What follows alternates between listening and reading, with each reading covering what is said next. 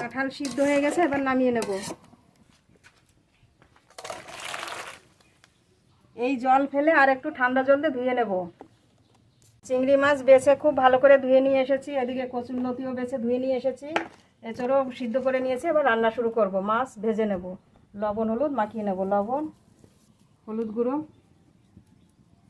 কড়াই গরম হয়ে গেছে, কড়াইতে সরষের তেল দেবো।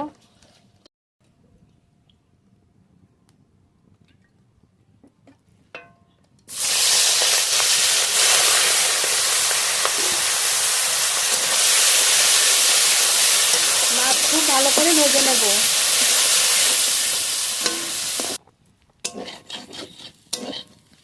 চিংড়ি মাছ তো খুব ভালো করে ভেজে নিয়েছি, এবার নামিয়ে নেব।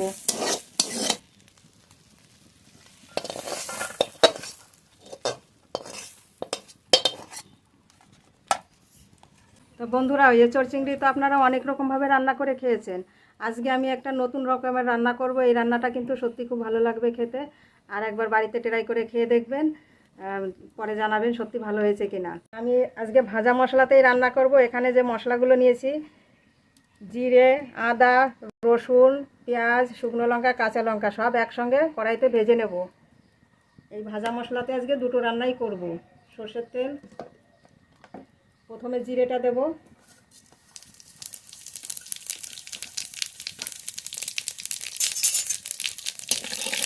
এবার বাকি সব মশলাগুলো ঢেলে দেব।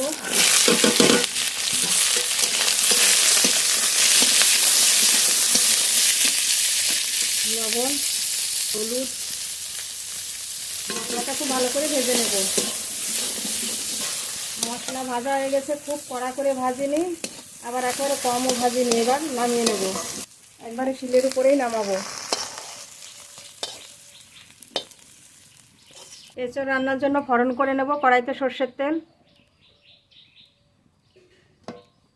আজকে কম তেলে কম মশলায় এঁচোড় রান্না করব। জিরে ফোড়ন, ফোড়ন করে নিয়েছি, এবার কাঁঠাল ঢেলে দেব।